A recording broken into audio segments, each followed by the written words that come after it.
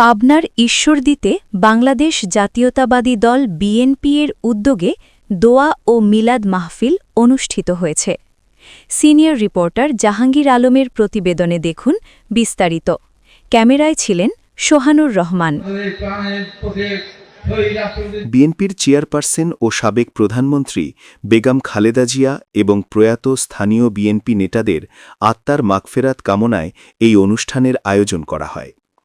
বুধবার বিকেলে ঈশ্বরদী উপজেলার দাশুরিয়া ইউনিয়নের খয়েরবাড়ি ঈদগাহ ময়দানে অনুষ্ঠিত হয় দোয়া ও মিলাদ মাহফিল।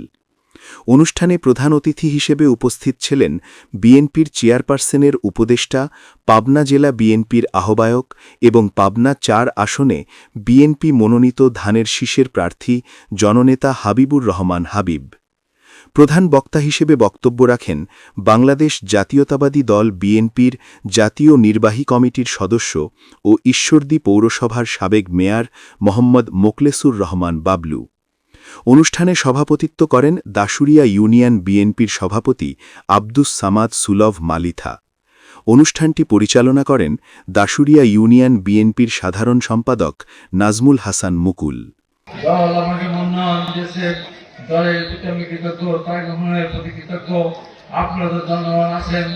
তাদের কাছে আমার একটি বক্তব্য থাকবে। দীর্ঘদিন আপনাদের পাশে ছিলাম, আপনাদের পাশে থাকতে চাই।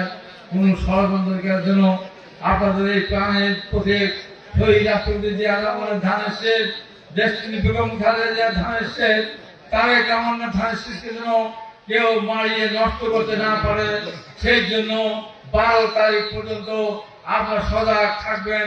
বাড়িতে বাড়িতে আমার মা বোনরা আপনারা সজাগ থাকবেন। আজকে দেখেন আমার আব্দুল সামাদ সুলভ স্ত্রী এসেছে, আমার সাইফুল এসেছে, আমাদের কত বোনের এসেছে। আমি মনে করি পণ্ডিতের বউ এসেছে, বিপুলের বউ এসেছে, আপনারা এসেছেন। আমি মনে করি আগামী দিনে 12 তারিখের নির্বাচন, সেই নির্বাচনে আমাদের পুরুষ ভোটার একজনও ভোট কেন্দ্রে যাবেন না, শুধু আমাদের মা বোনেরা গেছে ভোট দিবেন। সেই ভোটে ধানের শীষ ব্যাপকভাবে দোয়া ও মিলাদ মাহফিলে বিএনপি এবং অঙ্গ সংগঠনের নেতাকর্মীরা ও স্থানীয় বিপুল সংখ্যক মুসল্লি অংশগ্রহণ করেন। এ সময় দেশ, জাতি এবং দলের দীর্ঘায়ু কামনা করে বিশেষ দোয়া করা হয়। দোয়া ও মিলাদ মাহফিলের মধ্য দিয়ে প্রয়াত নেতাদের প্রতি শ্রদ্ধা জানান বিএনপির নেতাকর্মীরা। প্রত্যেকটি ধানের শীষের কর্মী 12 তারিখ পর্যন্ত একটিভাবে সজাগ থাকবে। যেখানে আমরা আছি, আমরা ভারতে 1টা 2টি 5টা নাই, প্রতিনিয়ত আমরা কর্মীর পাশে যদি থাকি, আপনারা ধানের শীষের শক্ত হয়ে সেই জায়গা থেকে দাঁড়াবে। কোন অপশক্তি যেন কোনোভাবে আমাদের বিভ্রান্ত করতে না পারে। কারণ আমরা এই ঈশ্বরদের মাটিতে আমরা অবশ্যই মুক্তিযোদ্ধার সপক্ষে 85% থেকে 90% মানুষ, কিন্তু যুদ্ধ অপরাধী একটা অপশক্তি, তার পার্সেন্টেজ কতটুকু আছে এই ঈশ্বরদের মাটিতে আমরা সেই 91 সাল থেকে আমরা এখন পর্যন্ত জানি। কিন্তু সেই অপশক্তিকে আমাদের ভিতর থেকে যারা লালন পালন করে তাদেরকে পাশে থাকবে, তার প্রতি আমরা করার চেষ্টা করব। কারণ আমরা ধানের শীষের প্রতীক নিয়ে এগিয়ে যাব। আমরা ধানের শীষকে ভোট দেওয়ার জন্য জীবন উৎসর্গ করব।